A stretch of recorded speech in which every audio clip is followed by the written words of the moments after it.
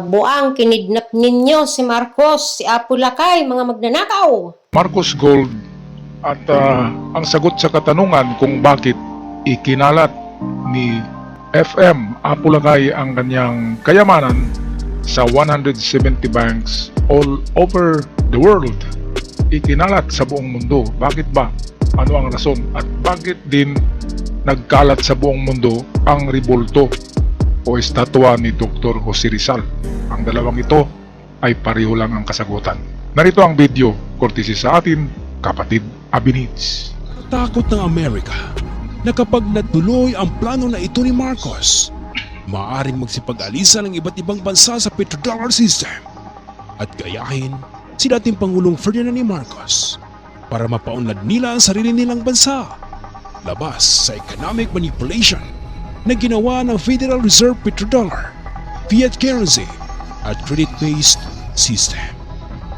Ang nasa isip nila kapag hindi nila mapigil si dating Pangulong Ferdinand E. Marcos at matuloy ang kanyang planong ito, i-take over ng Pilipinas ang world dominion at Pilipinas ang kikilalaning superpower dahil alam nila na ang katotohanan na whoever controls the gold Controls the world. controls the world. Ayan, yan itong totoong kasabihan na whoever controls volume of golds ay siyang mag-control sa sanlibutan. Hindi lang ginto kundi pinakamaraming ginto sa lahat ng bansa. Kung sino man ang pinakamalaking gold reserve na totoo ay siyang mangunguna at siyang mag-control sa buong mundo. Kagaya na lamang ng Amerika, bakit na-control nila ngayon ang buong mundo? Dahil sa gold reserve nila ay meron silang 8,000 metric tons, which is malayong-malayo ang China at Russia. Dahil ang China at Russia ay meron lamang 2,000 at 3,000 metric tons. At kung pagsamahin ay meron lang silang 5,000 metric tons. Kaya ang Amerika pa rin ang nag-control ng sanlibutan. Okay, balik tayo kay kapatid Abinids. Kaya ang Amerika, bukod sa pag-impluensya sa mga kalaban ni Marcos sa politika at mga rebelde at komunistang gustong i-take over ang gobyerno ng Pilipinas, sa tulong ng CIA, pinilit nila si dating Pangulong Ferdinand A. Marcos na iwanan ang Malacanang noong taong 1986 kahit ayaw niya umalis. Inumbinsin nila si dating Pangulong Ferdinand A. Marcos na umalis na dahil daw yung US Marines nakiisa na raw sa grupo ng mga rebeldeng sumama kay Enrile, Hunasan at Ramos para lusubin ang Malacanang. Pero ang katotohanan, hindi naman pala totoo. At mayroon pang isang katotohanan diyan. Alam niyo ba na dapat si Presidenteng Ramos ang magiging presidente sa revolusyon na yan? Kasi siya nga ang nagrebelde kay Marcos eh. Kasi meron siyang plano na siya yung mag-presidente. At hindi lang yan, si Ramos ay American boy. At kung hindi lang sumingit yung mga dilawan, dahil mayroon ding ibang agenda ang mga dilawan, ang nakilala kasi ng mga tao sa EDSA Revolution na dapat maging presidente ay ang asawa ni Ninoy Aquino. Kasi yung si Benigno Aquino dapat ang kakandidato kaya umuwi ng Pilipinas pero na-assassinate ng kung sino. Bakit hindi mahabla ni Cory? Siya ang presidente. Dapat kulong na yun kung sino ang mastermind. Yung mastermind ay yung kanyang amo rin eh. Yung nagplano niyang EDSA Revolution, merong grandmaster diyan eh. Hindi na natin banggitin. Kaya si Ramos ay natakpan ni Cory. Dapat si Ramos ang at si Enrile ang vice president.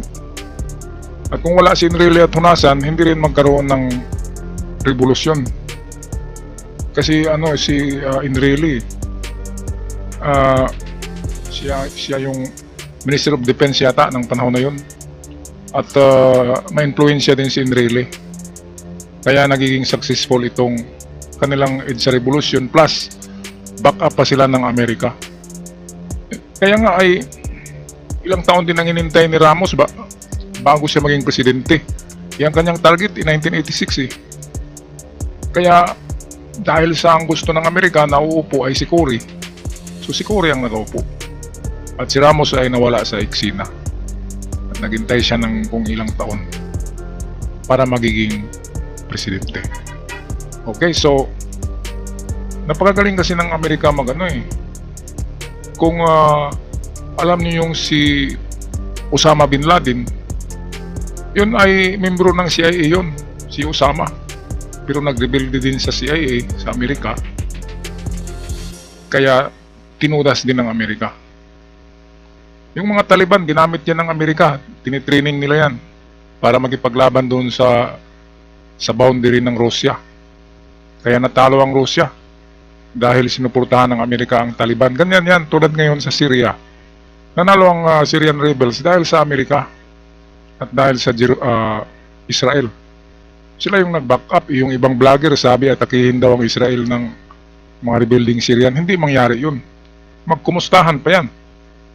Kasi democratic yung si Giuliani, Abraham Giuliani, yung leader ng rebuilding Syrians. Back up yun ng Amerika, kaya nga binomba nila yung lahat ng mga barko, ng eroplano, binomba ng Amerika. Para pagpasok nila Mohammed al-Giuliani, ay malinis na, kaya 2 araw lang eh. 2 araw lang. Pero ang talagang nagtrabaho noon, Israel at Amerika. Yung ibang vlogger, ang hina naman ng pinipredict nila na girahin daw ni Giuliani ang Jerusalem. Hindi mangyari yan. Kasi sila yung sila yung brothers dyan. Ang kontra talaga nila ay Iran. Kaya ang Iran ang atake ng grupo ni Giuliani kasama na ang Israel at Amerika. So grabe magmanipula ang Amerika, kaya wag nating kalabanin yan. Ang Amerika, bagkus ay ano-ano lang tayo sa kanya. Parang kung saan yung gusto niya, doon lang muna tayo kasi kung pag-initan ka ng Amerika talagang babagsak ka. Katulad ni Gaddafi sa Libya. Pinag-initan din yun ng Amerika. Okay, so dito sa video ito, malaman natin kung bakit ikinalat ni Marcos sa 170 banks all over the world. Bakit nagkalat yung kanyang mga account? Bakit hindi sa Amerika lang, Switzerland? Merong rason ito, atin malalaman dito sa video. Umalis si Marcos at ang kanyang pamilya dahil ayaw nila na may mamatay sa EDSA People Power. Dahil ang mga rebelde, handa nilang gawing sakripisyo lang ang mga inosenteng tao para lang sa kanilang personal na interes. Umalis si Marcos at ang kanyang pamilya. Dala ang kanilang ilang personal na gamit, mga sariling pera at ipapanggamit sakay na sasakyan ng CIA sa pag-aakalang dadalhin sila pauwi sa Ilocos Norte. Pero pagdating sa Clark Air Base, imbes na dalhin sila sa Ilocos, inilipad sila papuntang Guam, then Hawaii. Pagdating nila sa Hawaii, kinonfiscate ng US Customs ang lahat ng dala nilang gamit, pera, damit, walang natira sa kanila. Inidnap na sila. Kinuha pa ang mga dala nilang gamit. Ang ating mahal na Presidente Marcos at ang kanyang pamilya ay nagbukhang kaawa-awa sa Hawaii. Salamat na lang talaga sa mga Marcos loyalist at mga Ilocanong nakatira sa Hawaii na nagmalasakit sa kanila. Sila ang nag-provide sa kanilang mga damit, pagkain, panggastos at iba pa. Imbis na sana nakapag-retire ng tahimik, mayapa at maayos sa dating Pangulong Ferdinand Marcos sa kanilang probinsya, inabutan na lang siya ng kamatayan na wala sa kanyang sariling lupang sinilangan noong taong 1989. Bakit ganito ang isinukli ng taong bayan sa presidente nagmahal ng husto sa kanyang bansang Pilipinas? Ayan, kasi nabudol-budol yan eh. Yung word na budol-budol, hindi pa yan narinig natin sa taong 1986. Yun ang unang pagkabudol-budol ng sambayan ng Pilipinas. Yung naniwala sila kay Cory Aquino na siyang nag-umpisa ng paglaki ng ating utang, triple. Hindi lang triple, sa palagay ko times 10 eh, o times 100 ba. Kasi 20 billion nagiging 7 trillion yata sa panahon ni Cory. At ng mga sumusunod ay umabot ng 15 trillion eh. Kaya ngayon, tanging si PBBM lang ang nakapagbayad ng 1 taon natin na utang sa World Bank. O, di ba? Bakit nabayaran niya yung isang taon natin na utang? Okay, at meron pang ano dito, itong dalawang mukha ang Amerika dito eh. Kapag may kapag-usap sila kay Marcos, ay sinabi nila na kami ang nagligtas sa iyo, kaya ginawa kayo namin sa Malacanang with helicopters, with US Air Force, kasi iligtas namin kayo sa mga tao. Pero ang totoo, ang Amerika ang nag-orkestra, ang nag-umpisa, ang nag-architect, ang nagplano ng revolusyon na yun. At ginamit lang sila Cory at saka yung mga Madre Pari rebelde. Actually, marami namang loyalista noon. Dalawang persa ang nasa EDSA eh, loyalista at saka mga dilawan. At yung iba nanonood lang yun, kaya dumami. At yung iba, nabudol-budol lang, pumunta lang doon. At naniwala naman sa mga kung ano-anong... Kasi orkestra yun eh. Sabay-sabay ang parang promosyon ng EDSA People Power. Sa radyo, sa telebisyon, sa newspaper, at sa mga bibig ng mga marites noon na mga binabayaran para ikalat yung EDSA Revolution sa pizza mismo na yun. Okay, balik tayo sa video. At ang mga labi ni Pangulong Marcos ay naihimlay na ng tuluyan sa libingan ng mga bayani. Pagkatapos ng 30 years, pinakamatagal na burol sa kasaysayan ng Pilipinas na ipinagdamot ng matagal sa pinakadakilang presidenteng naglingkod sa inang bayan. Pag-upo ni Cory Aquino, Ayan o. nag-issue agad ng Executive Order No. 1 para itayo ang Presidential Commission on Good Government or PCGG. Okay, ngayon, bakit itinayo ang PCGG? Ang Commission for Good Government daw. Ano bang good na government yan? Dahil sa gobyerno na yan, nalubog na tayo sa kumunoy. Ngayon, kung hindi totoo ang Marcos Gold, bakit nagtayo si Cory ng PCGG, ang ahensya na humahabol sa Marcos Gold sa iba't ibang bangko sa buong mundo? At bakit nag-declare siya ng presidential decree na i-frozen? Sumulat siya sa mga bangko na i-frozen ang lahat ng itong mga account ni Marcos. Kahit na trust account ay i-frozen. Ibig sabihin, totoo talaga ang mga accounts. Kasi anong i-frozen kung wala? Diba? At bakit naghabol pa sila? Nakuha nga nila yung dalawang account sa Switzerland na pangalan ni Imelda at saka ni Marcos. Yun lang ang nakuha nila, pero yung ibang mga account na iba-ibang pangalan ay hindi nila nakuha. Kasi ang hinabla nila ay si ano lang FM at saka FM Family at Imelda. Kaya yung mga pangalan na mga spiritual boy, mga white boy, mga Mongolian king ay hindi yun makukuha kasi hindi pangalan ni Marcos. Ngayon, ang tanong, pinakamalaking tanong dito sa video, bakit ikinalat ni FM ang kanyang mga ginto sa iba't ibang mundo, iba't ibang bansa? Bakit nakarating doon? Pwede namang sa Switzerland lamang. Okay, atin na sagutin yan. Pagpatuloy muna natin ang video. Para magsilbing kamay ng kanyang gobyerno para makuha nila ang lahat ng mga kayamanan ni Marcos. Then, naglabas siya ng Executive Order No. 2 Ito na. na nag-uutos sa lahat ng mga bangko sa buong Pilipinas at sa buong mundo na i-freeze lahat ng mga bank accounts at trust accounts ni dating Pangulong Ferdinand Marcos sa maling akala na ito ay mga kayamanan ng Pilipinas na pinagnanakaw daw ni Marcos lahat. Ang totoo ay mga private assets ito ni dating Pangulong Ferdinand Marcos na nakakalat sa iba't ibang bansa mahigit isang dekada bago pa siya naging presidente. Kaya ito nakakalat sa iba't ibang bangko sa iba't ibang bansa dahil ipinahiram ito ni Marcos para ang mga bansa ay makarecover sa mga devastations. Ito na yung sagot. Dahil sa right after the World War II, post-war period time, yung pagkatapos mismo ng giyera, ay lahat ng bansa ay apektado eh. Kasi buong Asia, giyera. buong Europa, giyera. At katulad ng nangyari sa Ukraine at yan sa Gaza, pulbos lahat ang mga building. Kahit dito sa Manila, pulbos lahat dahil sa giyera. Ngayon, dahil sa gold trader si Marcos, ay hindi pa siya presidente noon, pero nagpapautang na siya ng mga ginto sa iba't ibang presidente sa iba't ibang bansa para maipatayo nila muli ang kanilang mga bansa, para maitulong ito. Pero hindi ito ibinigay ni Marcos. Ito'y pinahiram with interest. Gold trader eh.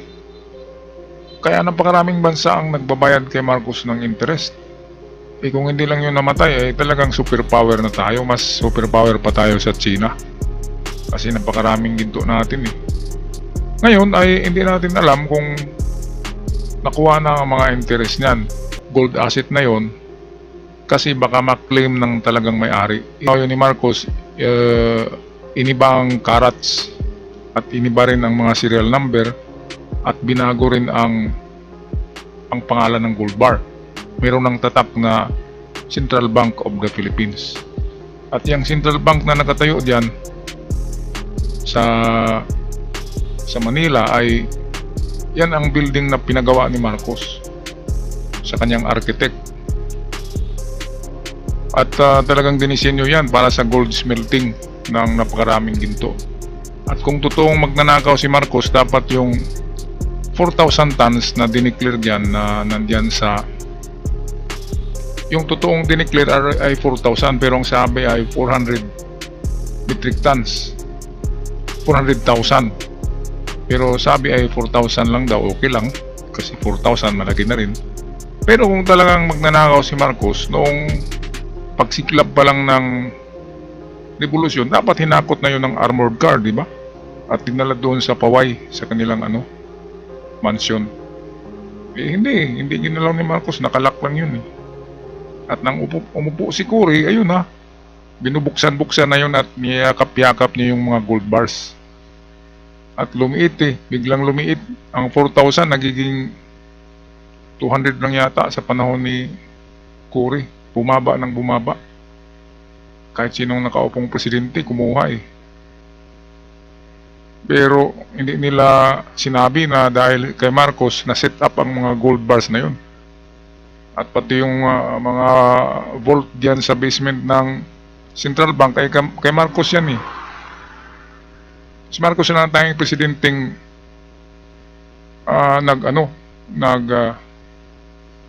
nagbigay ng gold reserve sa Pilipinas. Yan ang katotohanan. Kaya kahit ako hindi maka-Marcos, pero sa lahat ng presidente, sa kanya ako bilib. Sa kanya ako bilib, wala nang iba. Wala nang ibang makagawa ng ganito na improvement, development sa Pilipinas, infrastructures, mga tulay, mga highways, mga building, public buildings. Hanggang sa ngayon, Senate House, sinong gumawa niyan? Si Marcos. Legislative building kay Marcos, Post Office building kay Marcos, Manila City Hall kay Marcos, mga government hospital kay Marcos. Okay, pero hindi ako maka-Marcos pero yan ang katotohanan yan. Siya lang talagang presidente na pinaganda ang Pilipinas dahil talagang mayaman siya. Sikreto lang. Trillionaire ito, hindi ito billionaire. Trillionaire. Pinakamayaman nga na tao yan sa buong mundo. Si Jose Rizal yung una. Pero dahil sa pinagkatiwala sa kanya ni Jose Rizal yung Gold for Humanity na ipamimigay din ni Rizal sa Pilipinas, si Marcos ang namamahala nun. Yung Gold for Humanity, iba yung kay Rizal yun, at 10% lang ang kukunin doon ni FM. Yun ang kasunduan nila ni Rizal na 10% lang sa'yo dahil ikaw ang namamahala. And then yun, rest in peace si Rizal. Gold for Humanity, si Marcos ang nagpipirma. Iba yung Marcos Gold, iba yung Gold for Humanity, kay Rizal talaga yun. Kaya yan ang isang rason kung bakit si Jose Rizal, kahit saang bansa, ay ginawa nila ng rebulto kasi malaki ang tulong ni Rizal. Bakit malaki? Hindi lang sa paggamot ng mata ng mga hari doon sa Alemanya, sa Europa, kundi dahil sa pinahiram na ginto sa kanila ni Marcos, which is, ang tunay na may-ari ng Wealth for Humanity ay si Jose Rizal. So magtanong kayo saan galing ang ginto na yan? Sa Vatican. Ang Vatican, kahit ang mga King Solomon's Gold ay may mga napunta sa Vatican. Napakaraming ginto ang Vatican sa buong mundo. Sila ang napakarami. At swerte lang na napunta kay Marcos, hinawakan ng isang Pilipino, hinawakan uli ng isa pang Pilipino. Dalawang Pilipino humawak niyan eh. Ng Gold for Humanity, Jose Rizal, and then Apo Lakay. Lahat ng dalawang yan ay mga hinyo, matalino, at parehong, napansin nyo yung kanilang height, pari-pareho eh. Jose Rizal is 5'4", Marcos is around 5'6". Yeah, maliliit lang na mga tao yan, pero grabe, small but terrible. Okay, tapusin na natin ang video. Dulot ng World War II. Nakalagay ito sa mga trust accounts upang mag-earn ng interest. Kaya, malaki ang utang na loob ng iba't ibang bansa na natulungan ni Marcos sa pamamagitan ng gintong ito bago pa siya maging presidente. Kaya, huwag kang magtaka kapatid kung bakit may rebolto si Jose Rizal sa iba't ibang bansa. Dahil si Jose Rizal ay bilang simbolo ng Pilipino nationalism. Ang patunay na may utang na loob ang mga bansang ito sa isang Pilipino. Ayan, napakagandang kwento nito. Ang iba't ibang bansa may utang sa atin sa panahon ni Rizal at ni Marcos. Kaya dapat maging bayani ito eh. Kaya nga, libingan ng mga bayani ang napuntahan ni Apo Lakay sa pagbaon, sa paglibing sa kanya. Pero, anong ginawa ni Sara? Hukayin niya ang bayani at itatapon yung buto. Walang respeto ang babaeng yan. Dapat yan ang babae ang itapon sa WPS na ipakain sa mga pating. Lunatic. Grabe. Kung magsalita, yung mata umiikot eh. Nakakatakot. Nakakatakot. Kaya wag na tayong tumira. Wag na tayong mabuhay sa rehimen ng tinatakot tayo ng mga ganyan na mga klaseng tao na bawat salita ay kill and kill, tukhang-tukhang. So, tapos na ang kanilang termino, ay wag na natin balikan yun. Yung panahon na bigla na lang may kakatok sa bahay mo at tudas kayo.